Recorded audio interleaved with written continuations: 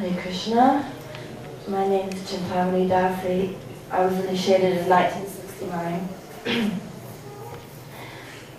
Before I met Srila Prabhupada, I was intensely searching for God, but I didn't know about Krishna. I was praying to Jesus like every day, so much. And just from praying to Jesus, I became a vegetarian, and I came to the conclusion of 4 regulative principles, and I was just praying all the time. And then I met one devotee, just one brahmachari opened a center in Columbus, Ohio. I'm from Columbus, Ohio. I was going to a different university. I was a freshman. And he cooked a feast that was a vegetarian feast that was amazing. And it just so happened he opened a preaching center in Columbus, and I was going back to live with my parents after going to college for 3 semesters. So, Prajumya was his name. He just had a house, and I was the only one that was really coming to the temple. He said, "Why don't you write to Srila Prabhupada?" So I wrote him a letter in April. And now at this time I had never seen deities, or I really didn't. We only had this Bhagavad Gita that was a blue cover. And I read the Bhagavad Gita, and I was really convinced that I wanted to be a devotee.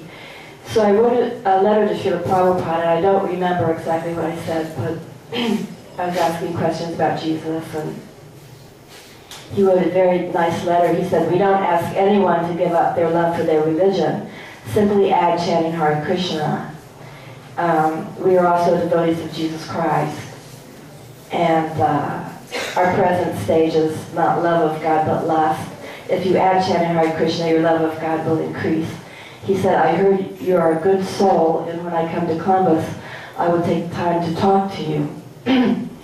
So I was pretty excited because he came to Columbus that very same month at the end of April. And I said to Prajumya, "Did you tell Srila Prabhupada I was a good soul? Because I'd only met one devotee." And he said, "No." I was like, "Who said that?" You know. So when right before Srila Prabhupada came, a few devotees came from New York and New Vrindaban. Harigriva Kirtan came up from New Vrindaban, and Narayana, the Bhagavatika, some different devotees came from New York. And at the last minute, we're making an altar. Narayana Vishwakarma is building an altar, and a Vyasasan, which at that time was like a box with a big pillow on top. It was so exciting because they had all seen Srila Prabhupada, so I was really caught up in the emotion of Srila Prabhupada is coming to our temple. And so we went to the airport, and that was the very first time I saw Srila Prabhupada. I actually have the, not with me, but the newspaper article showing Srila Prabhupada coming off the airplane. And this was the 60s. I didn't know what I was going to see. I didn't know if I was going to see auras or lights or what. But all I knew is I'd never seen anyone like Srila Prabhupada. I had so much awe and reverence for him, I really couldn't even talk in front of him. I just, like you, was in the background and liked to watch him and everything he did. So he came to the temple, and then me and a couple of girls, we were up on the 3rd floor. Srila Prabhupada was on the 2nd floor. The brahmacharis were in the basement. So we got to see him every day for artik and kirtan and everything. And one time, after the Jayam prayers, I was paying my obeisances. At that time, Srila Prabhupada was walking out, and he stopped where I was, and he bent down and he touched my back like that. And one devotee saw it. He said, "Did Prabhupada touch you? Did Prabhupada touch you? Do you know what that means?" And so we had put posters up all over the campus, Ohio State University, because Srila Prabhupada and Allen Ginsberg were going to speak at Hitchcock Hall. Allen Ginsberg was very famous. He had written a lot of poetry, so most people were coming to see Allen Ginsberg, not Srila Prabhupada, so Krishna tricked everyone. They spoke at Hitchcock Hall, which somehow they got 2,000 people in this. There was like a balcony and Srila Prabhupada was on the stage, and the devotees, we were around Srila Prabhupada. And I have never seen a kirtan like this in my entire life. This was the most amazing kirtan. Anyway, before the kirtan, the people were packed in, and Srila Prabhupada was facing the audience. We were around him, and I was at the very end.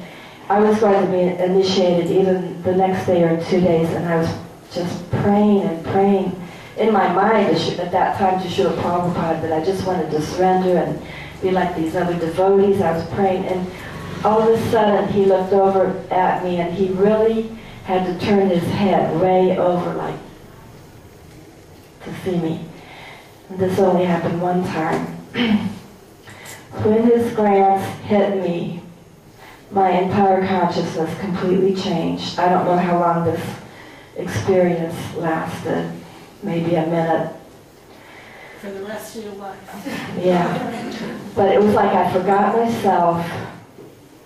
Everything I'd read, it was like he downloaded some things into my consciousness. I saw everything that I'd read in the Bhagavad Gita was true. I looked out in the audience, it looked like a sea of the mode of ignorance. I looked at Prabhupada, he looked like he was glowing, and you know how he drinks the water from the goblet, and I was realizing how Srila Prabhupada simply came here to deliver us. He wasn't getting anything from us. He was so compassionate, and you know, I was just, I don't know, I can't even explain or exactly remember exactly how long this lasted, but Allen Ginsberg, he had spoken, Srila Prabhupada had spoken, and then we had this kirtan.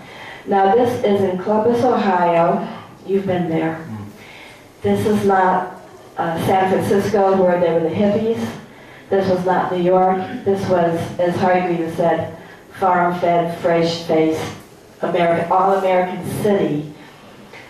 And these are normal people who didn't even know the mantra because it wasn't a household word yet. Krishna wasn't a household word. So anyway, as the kirtan started escalating, the people in the audience started memorizing the mantra, and they started dancing and chanting, and it just became incredible. Like, everyone turned into a devotee. It was like Srila Prabhupada opened the storehouse of love of God.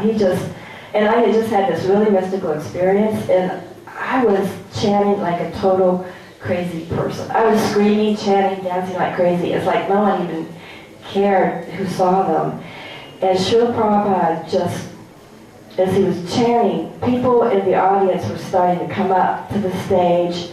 Some people stood up on their chairs, were dancing. Srila Prabhupada stood up. He stood up on his vyasa. He was dancing like this, like this. And he was taking flowers from his garland and throwing them. And people in the audience were all like, grabbing the flowers like devotees. And I remember Allen Ginsberg taking his microphone and saying, "I have never seen so many people jumping out of their skins." And it was, in this kirtan, I think this is what keeps me going all these years. I really had, by Prabhupada's grace only, experienced Krishna was not different from his name. It was so overwhelming. I remember I was just shaking from the energy. At one point I felt every cell in my body go, Krishna. I can't even explain it. I thought I was going to pass out. I thought, I don't know if I can handle this Krishna consciousness. I just come to the movement. Like, this is too much. You know, I don't know if I can handle this. And you know, from being lifetimes of miserable, and to experience this bliss in this human form was overwhelming. And you know, that, I just wanted to say that because with Srila Prabhupada, it didn't matter if you were male or female, young or old, it didn't matter. What mattered is if you really wanted to surrender to Srila Prabhupada, you got the mercy from Srila Prabhupada, you know. And so, I'm getting nervous. So then, after Columbus, Srila Prabhupada was going to New Vrindavan for the very first time, and the few people in the temple, we were going with him. It was only like 2 carloads of devotees. And at that time, New Vrindavan was not Vrindaban far, but it was this little shack out in the woods. You had to walk 2.5 miles on this path. There was no road at the time. There was this path of smashed down grass, and actually, I won't tell the stories, but some people got lost in the woods because they couldn't find the path. And even my parents' family, it took them a long time. But so Jagopal was the brand new temple president. He came out, and I was sitting in the car when you go. He said, "You can't go." He said, "Prabhupada doesn't want single women at New Vrindavan." And I was crying, and then there was only one Indian lady. She went up and told Srila Prabhupada. He said, "She can come. She can come and stay as long as I'm there, and then she can go to another temple." So I was really happy. I got back in the car, and the first car was going very fast. They made it before we did. So Srila Prabhupada walked, and he walked very fast. He walked... Who's the Indian lady? Her name was Rekha. She's not initiated, but you might know, probably. So the second carload I was in, and we were walking. At that time, you know, when you joined back then, you didn't have anything. Everything you had, you could carry.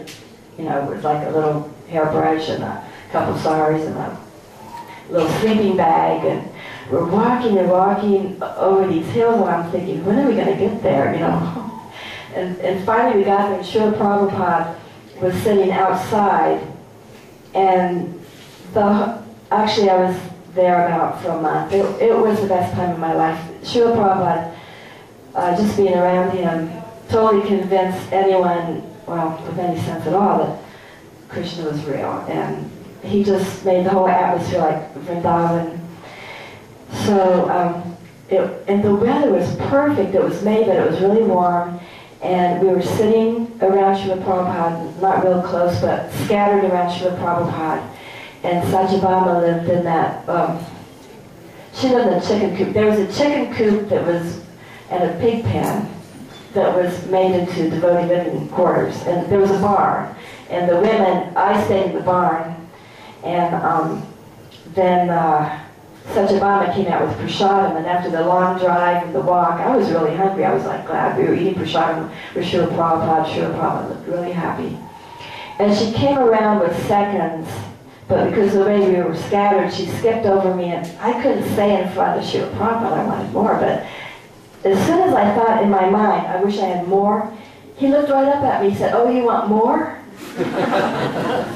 I was a brand new devotee, and I just went like this, and I was so scared, and all I could think of was, he knows everything I'm thinking. I mean, I don't know if he knows everything I was thinking, but that's what I was thinking, and it scared me so much that every time I saw Srila Prabhupada for the next couple of days, I would think some swear word.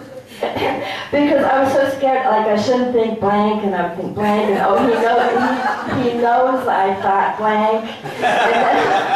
And then I wanted to crawl down, and I wanted to crawl, and I was really embarrassed, and I couldn't even think of Krishna. So after about 2 days of being in total anxiety and not being able to control my mind, trying so hard, it was going the opposite. I was sitting outside, and Srila Prabhupada, he went out of his way, he walked up to me with this huge smile, and he just looked down and he said, "It is all right." I was so relieved. It's like, oh God, he knows I'm not my mind. It's okay, I'm trying. Another time he said, "You tried, that's all that mattered," and it was really true. If we were trying, even if it was a total failure, Prabhupada was so merciful. And at New Vrindavan, I got to clean his room. He was upstairs. It got quite dusty at New Vrindavan, and I would sweep it and mop before he came back from the walk. But one day, he came back really early, and there was this mattress he slept on. He was just sitting and chanting and watching me sweep, and I was so nervous to be around Srila Prabhupada, but I was trying to do a really good job. I was like, taking too long. I was getting all the dirt in the pile, and it's the only time he ever raised his voice at me, but I was so fragile that he said something like, I'm paraphrasing, something like, what are you messing around for? Why don't you use a dustpan? And to me, that was like the end of the world. I can't even sweep the floor right for Prabhupada. And I had a lot of tears coming down, and I ran downstairs, got the dustpan, and I was sweeping, and I think he was amused by me. Sometimes he just kind of like smiling, almost laughing. And then he had this desk from, well, it was a trunk from India. He uses a desk, and he had a picture of Bhaktisiddhanta on the desk with a garland. And he took the garland off of the picture of Bhaktisiddhanta, and he held it out to me, and he said, here, he said, this is from Krishna with blessings. And it was very powerful. Then I was crying because I was happy. He said, and he always would say, isn't that all right? and so then there's a lot of little things that happened. My service, being the new devotee, was washing pots, which was not that easy because there was a platform outside, and I would get well water. It was cold water, and there was a big tin, and I would scrub the pots with rocks and some sand. And once someone came back from town and said, I got a special treat for you, scarring powder. And but I never knew when Srila Prabhupada would walk by. So this is really the most Krishna conscious in my life, because any second he's going to walk by. So you're trying to do everything really nicely. And even the servant came down once, and he was saying, Srila Prabhupada wants the outside of the pots to be clean, and I was like, oh, he's noticing the pots, And so sometimes he would say something like, one time he stopped and he said, Chintamani, that means place where Krishna stays. Therefore, prepare in your heart a place for Krishna. Is that all right? And then there was another time.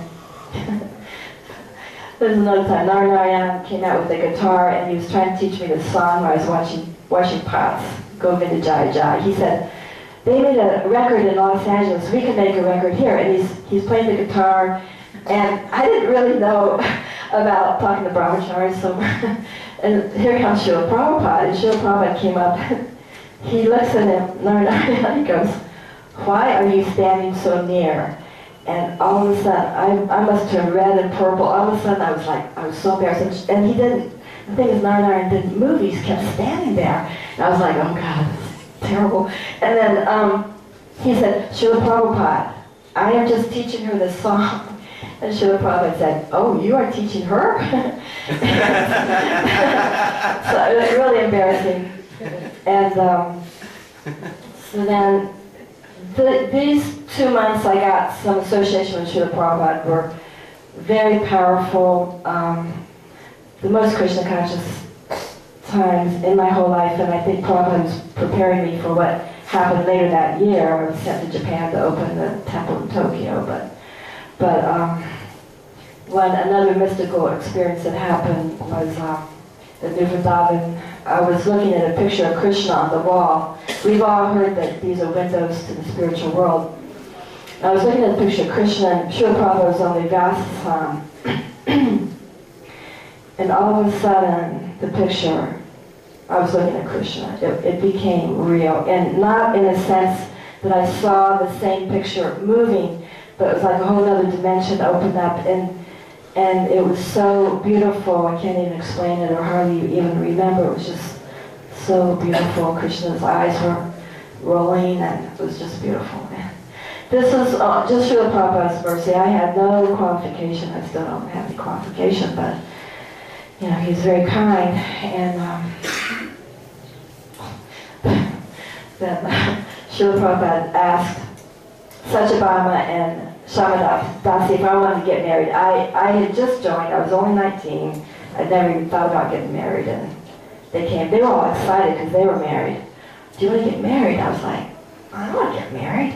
And I mean, I had just joined the movement. I was feeling love for Krishna, and I didn't want to get married. And they were like, no, you've got to get married. Everyone's supposed to get married and all this stuff. I was like, I don't think so. And because the brahmachari had just written to Srila Prabhupada and said, I know I shouldn't ask you, but could you find me a wife, and blah, blah, blah. I had a dream, Prabhupada said, you don't have any choice in the matter, something like that. So that's it.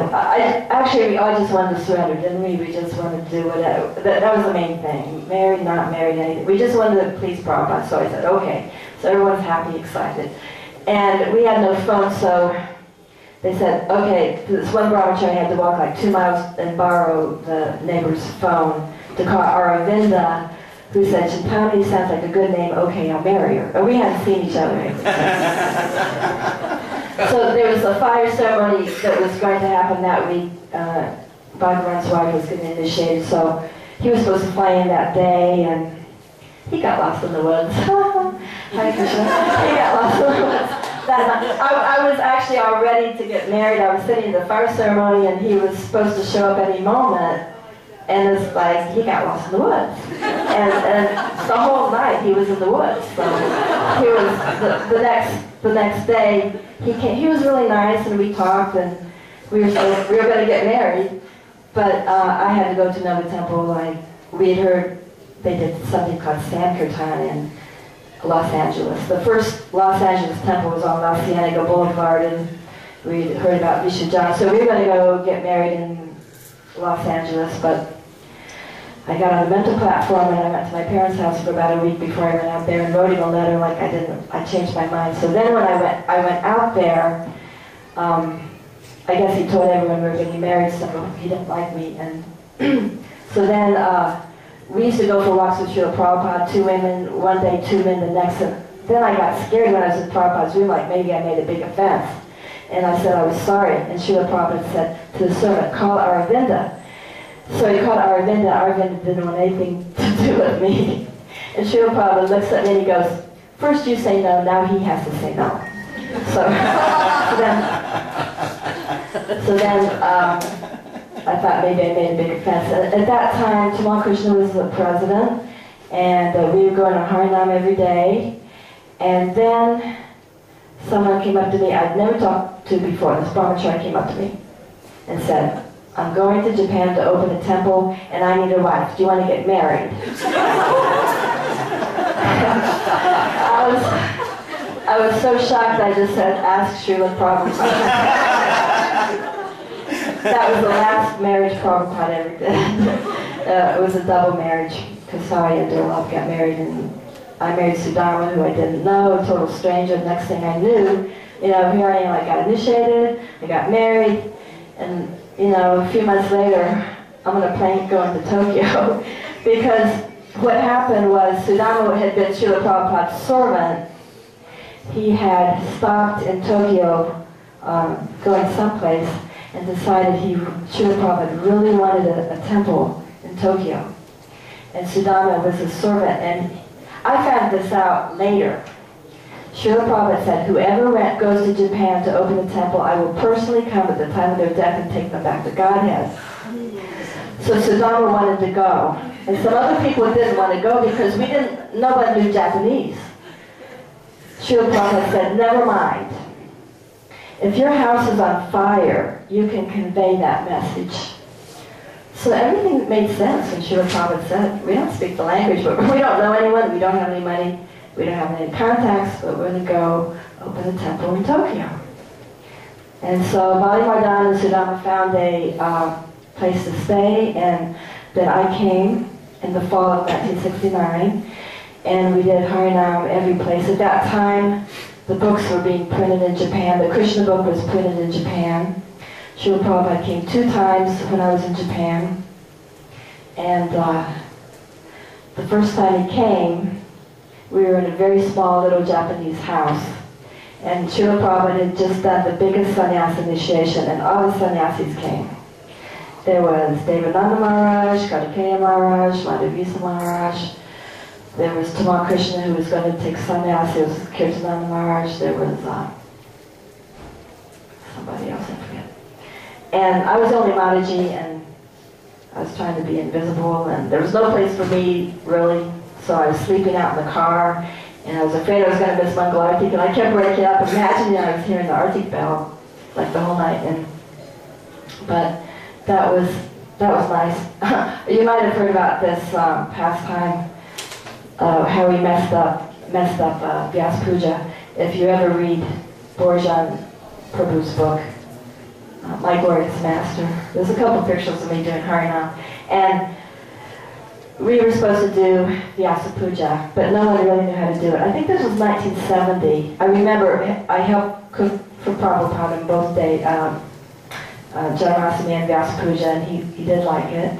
And then no one knew how to do Vyasa Puja. We read our little,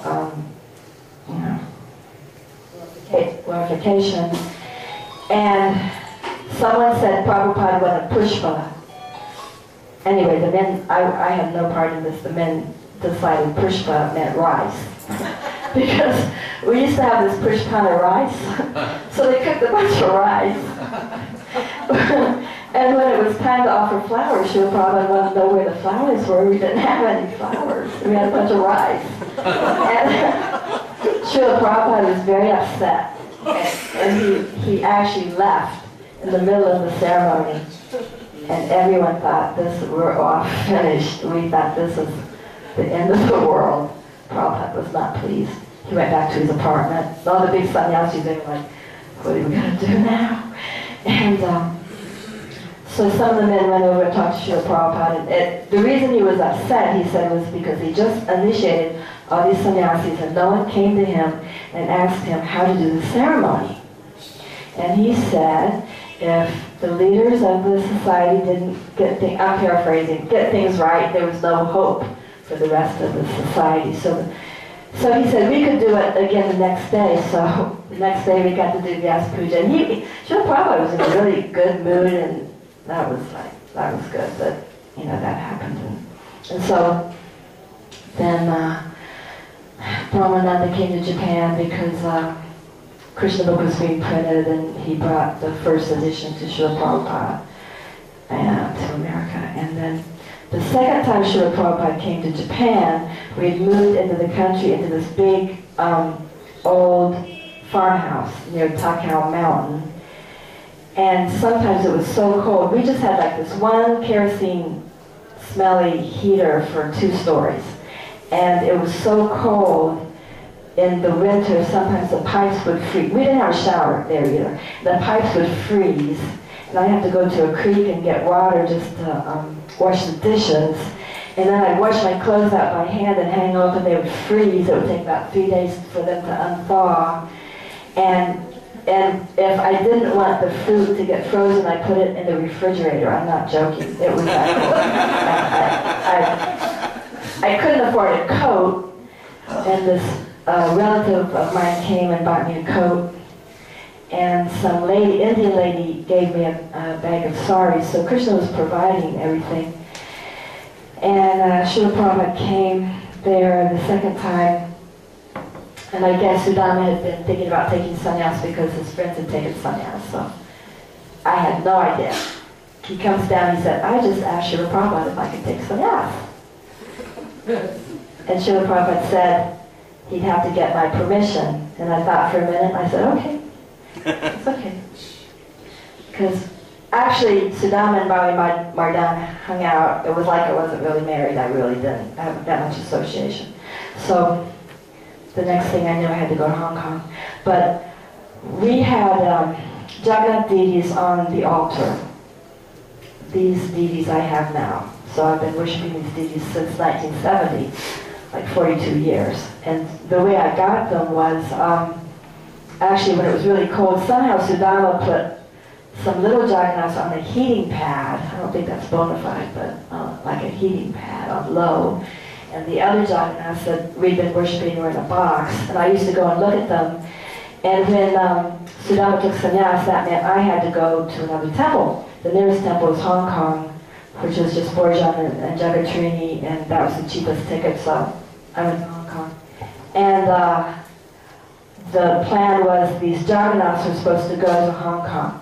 But when I got to Hong Kong, Borjan was going to cut, they had these wooden garlands Borjan was going to cut off, and I said, you can't cut the garlands, you might hurt them. And he's like, you're too attached to these deities, you should keep them. But it wasn't really authorized yet by Srila Prabhupada. And from there, another devotee wanted to open a temple in Manila, so I went down, we opened a temple in the Philippines. And from there, when I went back to Los Angeles, Srila Prabhupada then the Vatsika temple. Srila Prabhupada was in that temple. I was living in the ashram, and we had Jagannath, they're like about this big, in a box in the ashram, and everyone is coming up to me and saying, you can't have deities, not too many people have their own deities, you can't have deities in the ashram, you can't, Prabhupada said this, Prabhupada said that, and Jaitirtha was the president, I was crying, he said, we don't want to hurt your feelings, but Prabhupada said this, and it was the first time I got up the courage to really talk to Srila Prabhupada, so I was going to go up, because we could have darshan, and I was going to ask him myself. And I brought, so I got the appointment, and I took Lord Jagannath. I had this blue box they were in. And I went up, there was no one else in the room. And when I went in, Srila Prabhupada smiled, he handed out a sweet ball, he said, Chintamani Prabhu. I don't care if you call me Mataji or Prabhu, but I was shocked, he said, Prabhu. And then, he was asking me how it was going in the Philippines. I was explaining about that a little bit. And then I got up the courage. I said, actually I wrote everything down so I know this whole conversation by heart. I said, Srila Prabhupada, I have Lord Jagannath in this box, and I want them to see you. And I opened the box and I stood them up. And Srila Prabhupada was smiling. He said, they are gorgeous. And he said, and then I said, Srila Prabhupada, they're telling me I can't worship them. He said, who's telling?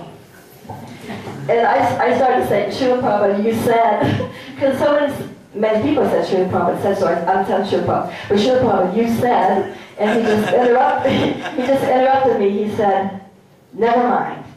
You make Lord Jagannath your life and soul, and you will be happy your whole life. Then he said, so your husband has taken sannyas?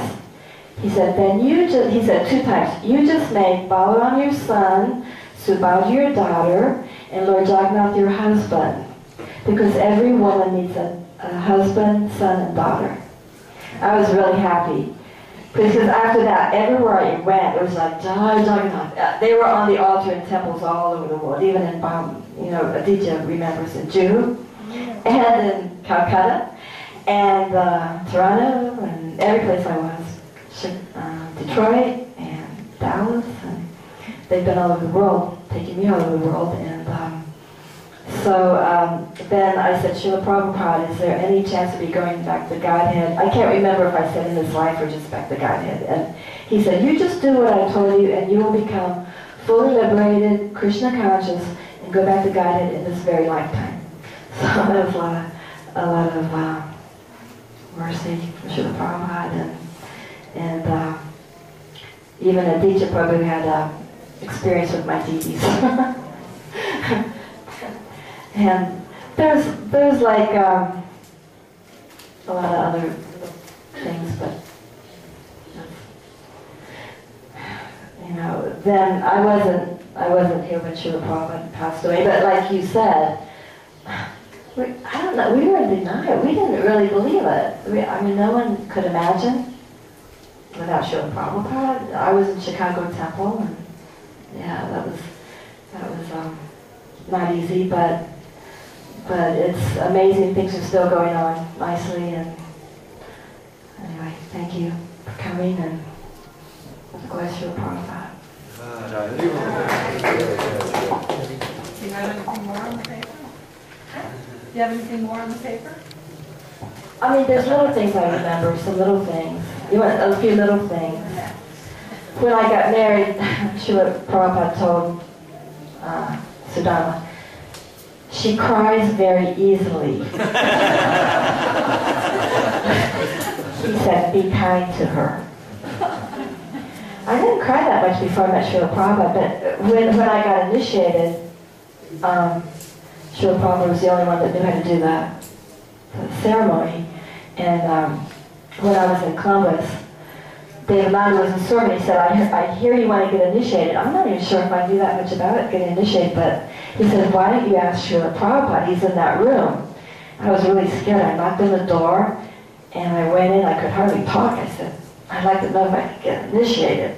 And Srila Prabhupada said, I think that would be all right. And I was initiated. Like 2 weeks later, I got initiated. And Srila Prabhupada did the fire ceremony. I wish I had a photo of it. All the times I saw Srila Prabhupada, I don't even have one photo. Maybe one's floating around someplace. But, then another thing that was interesting that happened in Japan, that most people probably haven't heard anything like this. One couple came through. I didn't know it, but he was beating his wife. And Sudama, she told Sudama.